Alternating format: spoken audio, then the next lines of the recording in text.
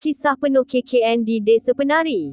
Kejadian yang dikatakan sebagai kisah benar ini berlaku pada tahun 2009. Kisah KKN di Desa Penari ini pertama kali ditulis oleh seorang pengguna Twitter yang menggunakan akaun nama @simplem81378523 bermula dari 24 Jun 2019 hingga 25 Julai 2019 dengan lebih daripada 500 ciapan yang dibahagikan kepada beberapa bebenang. Nama lokasi seperti desa, kota dan universiti dirahsiakan. Kejadian yang dikatakan sebagai kisah benar ini berlaku pada tahun 2009 dengan watak-watak yang terlibat adalah Nur, Widya, Ayu, Bima, Wahyu, Anton, Mas Ilham, Abang Ayu Pak Prabu dan Embah Buyut. Baiklah, mari mulakan cerita. Pada satu malam, Ayu dan Nur telah membincangkan projek KKN, kerja kuliah nyata projek khidmat masyarakat, sempena tugasan semester akhir kuliah mereka. Ayu memberitahu Nur tentang sebuah lokasi yang dirasakannya sesuai untuk menyiapkan tugasan KKN mereka. Diringkaskan cerita, Nur, Ayu dan Mas Ilham pun berangkat ke lokasi KKN tersebut yang memakan masa 4 hingga 6 jam perjalanan dari kota mereka. Pada masa sama, Nur sebenarnya dilanda kebimbangan memandangkan lokasi DDN itu berada di arah timur yang dikatakan mempunyai unsur mistik. Semasa dalam perjalanan, Nur sempat melihat seorang pengemis lelaki tua yang seakan memberi isyarat kepadanya supaya Nur membatalkan niat untuk pergi ke lokasi KKN mereka. Setibanya di kota, Nur diberitahu bahawa desa yang berada di tengah hutan tersebut hanya boleh dimasuki dengan menaiki motosikal. Semasa membonceng motosikal dalam hutan itu, Nur telah melihat ada seorang wanita cantik yang sedang menari di atas batu. Wanita tersebut mengukir senyuman terhadap Nur. Tidak lama kemudian, wanita itu hilang daripada pandangan mata Nur. Bermula saat itu, Nur mula menyedari bahawa ada sesuatu yang telah menyambut kedatangan mereka ke desa tersebut.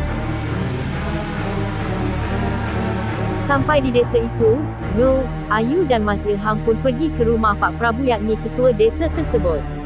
Pak Prabu memberitahu bahawa desa mereka tidak pernah dijadikan sebagai tempat tugasan KKN. Biarpun Pak Prabu pada mulanya tidak setuju dengan tujuan kedatangan Nur, Ayu dan Mas Ilham, dia bersetuju jua selepas puas dipujuk.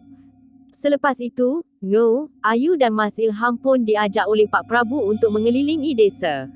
Sewaktu mengelilingi desa, Nur sempat melihat ada sebuah batu yang ditutup dengan kain.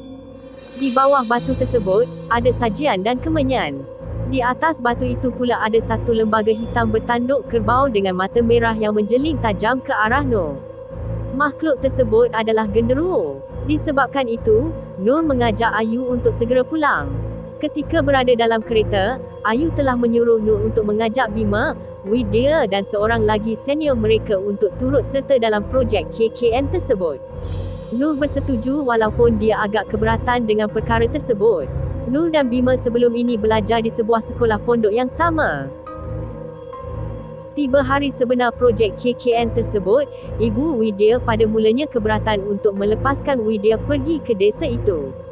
Namun memikirkan KKN berkenaan adalah penting untuk Widya, Ibu Widya mengizinkan jua anak perempuannya itu untuk pergi. Sewaktu dalam perjalanan, hujan gerimis mula melanda.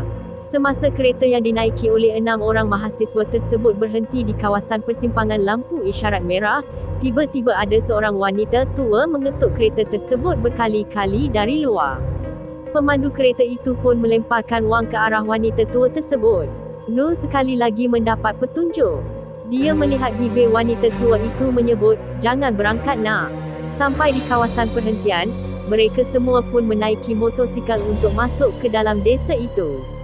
Kali ini, Nur terdengar bunyi gamelan dengan aroma bau bunga melati yang menusuk hidungnya. Ternyata ada seorang wanita sedang cantik menari mengikut alunan muzik. Sampai di rumah Pak Prabu, Widya mengajukan soalan tentang lokasi desa tersebut yang dirasakannya sangat jauh. Pak Prabu membalas pertanyaan Widya itu dengan menyatakan lokasi tersebut hanyalah berlokasi 30 minit dari jalan utama. Mendengar perbualan antara Pak Prabu dan Widya, Nur terdiam. Dia ternampak genderuwo sedang mengintai mereka dari sebalik pohon pokok. Keenam-enam mahasiswa diajak untuk mengelilingi desa bagi melakukan tinjauan lokasi yang sesuai untuk projek KKN mereka. Di tengah-tengah jalan, ada sebuah kawasan perkuburan di mana semua batu nisan yang ditutup dengan kain hitam. Sesudah itu, Nuh pun meminta izin untuk kembali ke tempat penginapan sementara mereka yang lain meneruskan perjalanan.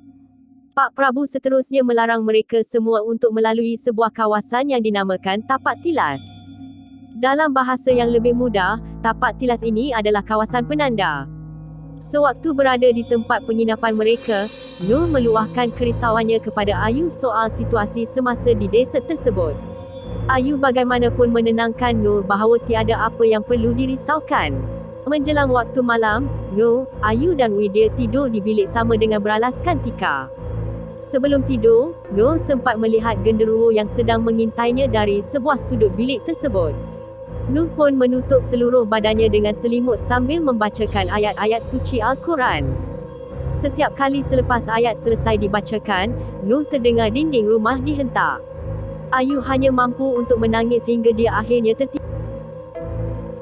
Keesokan paginya, Widya mengajak Nuh pergi mandi kolam di sebuah kandi yang memang disediakan untuk mereka bagi membersihkan diri. Nuh bersetuju dengan syarat bahawa dia akan mandi terlebih dahulu daripada Widya. Sampai di kandi itu, Nuh pergi ke kolam mandi manakala Widya menunggu di luar. Dalam bilik mandi tersebut, Nuh terhidu satu bauan busuk sekaligus terus menyebabkannya tergesa-gesa untuk mandi.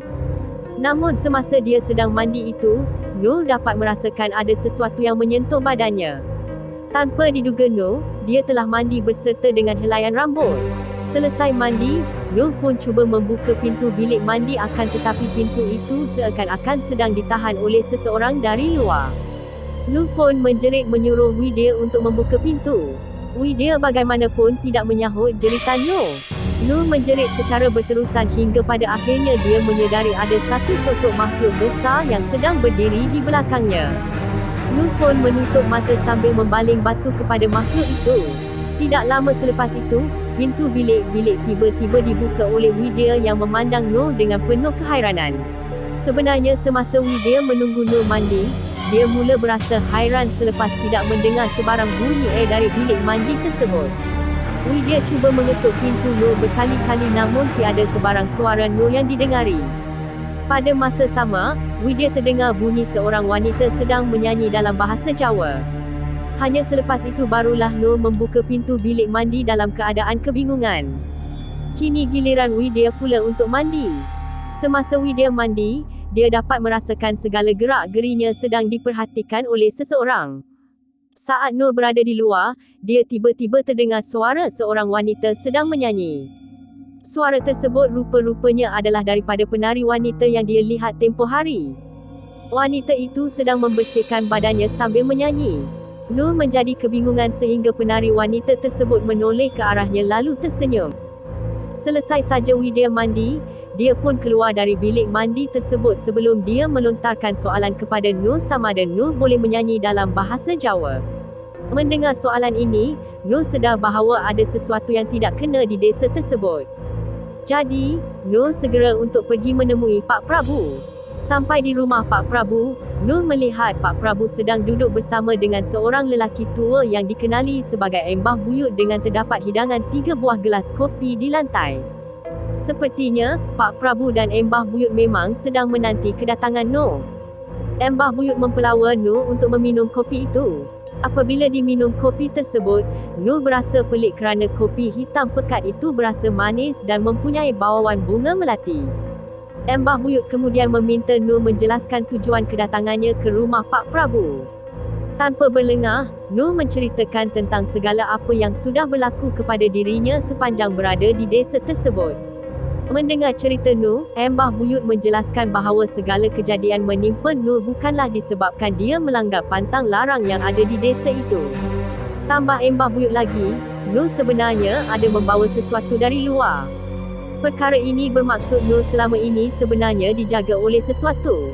Nuh yang terpinga-pinga dengan penjelasan tersebut telah disuruh oleh Embah Buyut supaya datang semula ke rumah Embah Buyut pada malam keesokannya untuk penjelasan lebih lanjut. Malam itu, Nur telah bermimpi Widya memeluk ular di mana ular itu seakan-akan ular peliharaan Widya. Nur terus tersedar selepas dia terdengar bunyi bising dari luar tempat kediamannya. Mengejutkan Nur apabila diberitahu oleh Wahyu tentang Widya yang sedang menari-nari tanpa dalam keadaan dia sedar. Waktu sebelum kejadian, Widya terbangun dari tidur sebelum dia melihat Nur keluar dari rumah. Nur seterusnya menari-nari di luar rumah dengan mengikut alunan gamelan. Saat Widya mendekati Nur, dia melihat wajah Nur bertukar menjadi wajah yang menyeramkan. Selepas satu ketika, Widya tersedar lalu mendapati bahawa dialah sebenarnya yang menari-nari di luar rumah pada waktu tengah malam buta tersebut dan bukannya Nur. Malam berikutnya, Nur pun pergi berjumpa dengan Embah Buyut seperti yang dikehendaki. Malam itu, Nur telah dibawa oleh Embah Buyut dan Pak Prabu pergi ke Batu yakni tempat Nur melihat genderuwo sebelumnya. Di situ, Pak Prabu menyiram darah ayam pada batu tersebut. Tidak lama selepas siraman itu, muncullah genderuwo yang menjilat darah pada batu itu. Menurut penjelasan Embah Buyut, penjaga Nur selama ini adalah seorang nenek tua yang dikenali sebagai Embah Dok dengan penjagaan tersebut secara turun-temurun. Kedatangan Embah Dok ternyata tidak disukai oleh makhluk-makhluk halus lain yang berada di desa itu. Jiwa Nur dan Embah Dok tersebut sudah sebati antara satu sama lain. Tiada apa yang boleh dilakukan untuk memisahkan mereka berdua. Jika dibuat sedemikian, Nur boleh mati. Keesokan harinya, projek KKN pun dimulakan dengan ke-6 orang mahasiswa tersebut dipisahkan kepada 3 kumpulan. Ayu bersama Bima, Widya bersama Wahyu dan Nur bersama Anton. Satu ketika, Anton ada memberitahu Ayu tentang perangai Bima yang dirasakannya pelik sama sekali. Cerita Anton, dia sering melihat Bima bercakap dan tersenyum bersendirian. Ada kalanya Bima membawa pulang sajian yang tidak diketahui entah dari mana. Nur pada mulanya tidak mempercayai cerita Anton ini kerana Bima yang dikenalinya adalah seorang yang sangat alim. Hanya selepas Anton menunjukkan sajian tersebut yang mengandungi foto Widya, barulah Nur percaya mengenai perkara tersebut. Tak cukup dengan itu, Anton menceritakan kepada Nur bahawa hampir setiap malam dia mendengar bunyi suara wanita dari bilik Bima yang tidak jelas akan kewujudannya. Anton dan Nur kemudian menjadi terkejut mendapati ada seekor keluar yang telah keluar dari sebuah almari dalam bilik Bima. Sejak kejadian tersebut, Nur mula menumpukan perhatian serta mengawasi tingkah laku Bima. Pada satu maghrib, Widya menjadi kebingungan selepas mendapati Nur sedang meminum air di dapur sedangkan sebelum itu dia melihat Nur bersolat di ruang lain. Dalam fikiran Widya, siapa sebenarnya yang dia lihat sedang bersolat? Bimbang dengan keadaan Widya, mereka yang lain terus menyuruhnya untuk meminum air. Sesudah minum air itu, Widya memasukkan tangannya ke dalam kerana dia merasakan tersedak. Apa yang keluar dari mulut Widya? Helaian rambut yang panjang.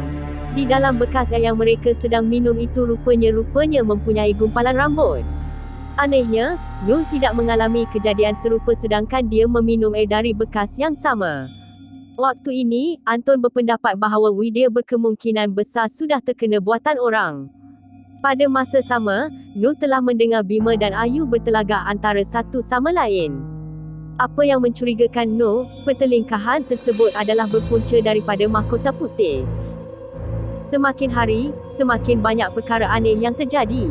Satu hari, Nur yang sedang berjalan bersendirian di desa itu telah menemui kawasan tapak tilas. Sewaktu berada di kawasan tersebut, Nur menyedari kehadiran Ayu dan Bima yang berada di depan sebuah pondok kosong terbiar. Pada hari sama, Widya dan Wahyu telah pergi ke kota untuk membeli barangan projek kerja KKN mereka. Selesai melakukan pembelian barang, mereka berdua pun pulang semula ke desa itu. Semasa dalam perjalanan, motosikal yang Widya dan Wahyu naiki tiba-tiba terhenti di separuh jalan. Muncul sekumpulan lelaki yang telah mengajak mereka berdua untuk pergi ke sebuah tempat yang sedang menganjurkan pesta makanan berserta tarian. Selesai pesta itu, Widya dan Wahyu diberikan sebuah bungkusan kertas berisi makanan untuk dibawa pulang. Sekembalinya di rumah penginapan mereka, Wahyu pun menceritakan kepada mereka yang lain tentang pesta tersebut. Cuma apa yang mengejutkan mereka saat itu, bungkusan kertas yang mereka bawa sebelumnya adalah daun pisang. Apabila balutan daun pisang tersebut dibuka, ia mengandungi kepala monyet yang masih berlumuran dengan darah segar berserta lendir. Sejak kejadian misteri itu, Wahyu telah jatuh sakit selama 3 hari. Sementara itu, Nur masih teringatkan perbualan mencurigakan antara Ayu dan Bima.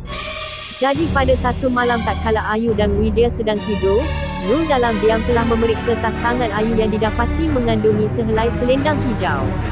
Penemuan tersebut memang benar-benar mengejutkan Nur kerana selendang hijau itu adalah sama seperti selendang hijau yang dipakai oleh penari wanita yang dilihatnya. Waktu ini, kedengaran bunyi gamelan. Tiba-tiba Widya muncul dengan memandang tepat wajah Nur. Widya bercakap dalam bahasa Jawa yang tidak difahami oleh Nur. Apa yang pasti dalam percakapan Widya yang seakan dirasuk tersebut, dia menjamin bahawa Nur akan pulang dengan selamat. Keesokan harinya, Bima datang menemui Nur dan mengakui perbuatan tidak senonohnya bersama dengan Ayu pada sehari sebelum itu. Pada pertemuan tersebut juga, Bima membuat pengakuan terhadap Nur tentang perasaannya kepada Widya. Dakwa Bima lagi, dia cuba menyihir Widya untuk menyukainya dengan menggunakan mahkota putih yang diberikan oleh seorang penari bernama Dawo.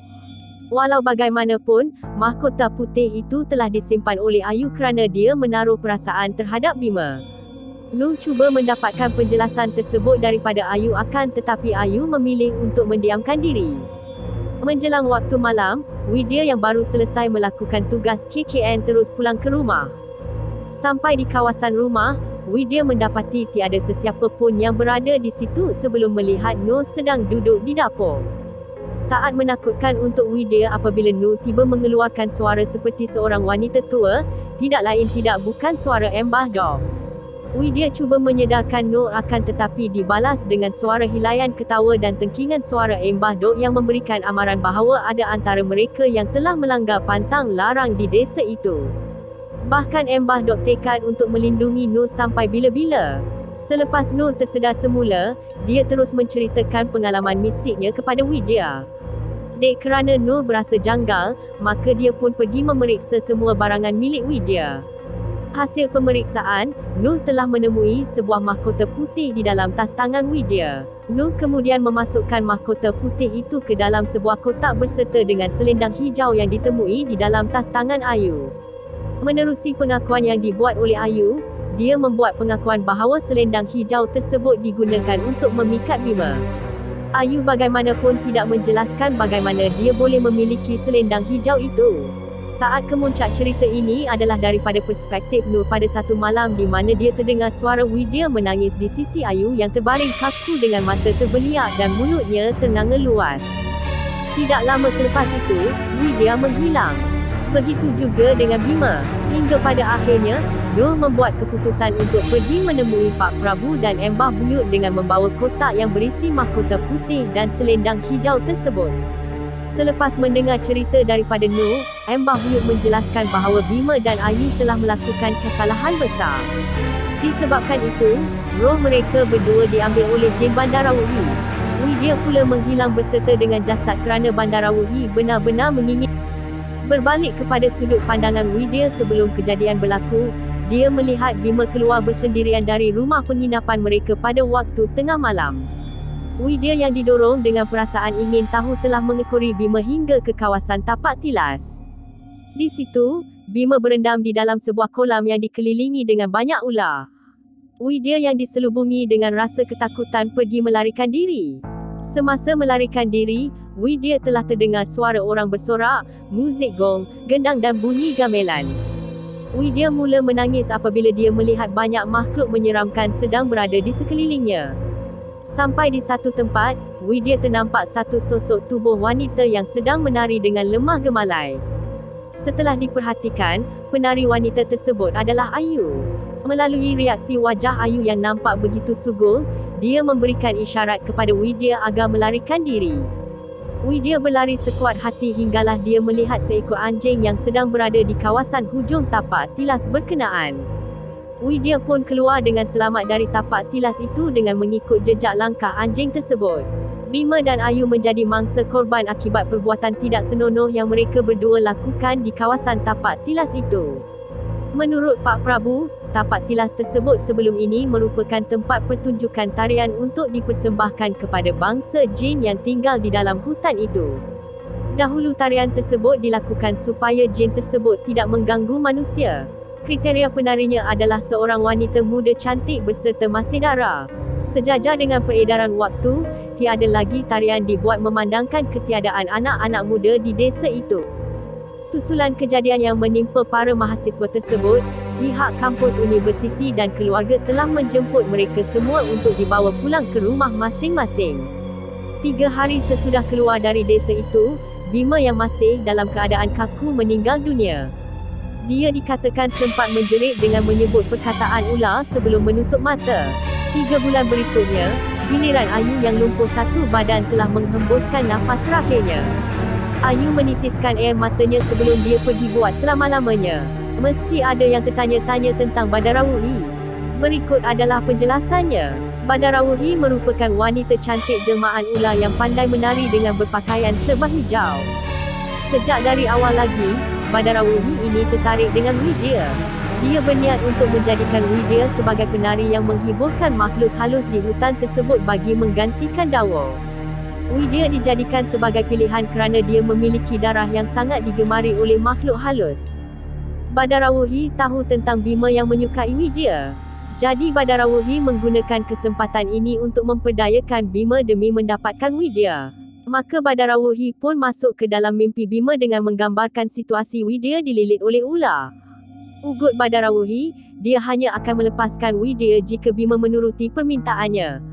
Disebabkan rasa cintanya terhadap Widya, Bima pun menuruti kehendak Badarawuhi. Maka, Bima juga harus memuaskan nafsu Badarawuhi pada setiap malam. Ini adalah penjelasan cerita Anton yang mendengar suara wanita dari bilik tidur Bima yang didengarinya pada setiap malam dan ular hijau yang keluar dari almari. Pada masa sama, Bima berasa menyesal dengan perkara itu, akan tetapi semuanya sudah terlambat. Badarawuhi juga menyerahkan mahkota putih kepada Bima untuk diberikan kepada Widya. Kononnya, mahkota putih tersebut bertujuan bagi melindungi Widya. Padahal gelang tersebut sebenarnya bertujuan sebagai pengikat manusia untuk menjadi penari di desa itu. Seterusnya, Bima menyuruh Ayu untuk memasukkan mahkota putih tersebut ke dalam tas tangan Widya. Ayu bagaimanapun tidak membuat perkara itu kerana dia menyukai Bima. Waktu ini, Badarawuhi mendapat tahu tentang perasaan Ayu kepada Bima. Badarawuhi pun memperdayakan Ayu dengan menyuruh Ayu menyerahkan saja mahkota putih itu kepada Widya.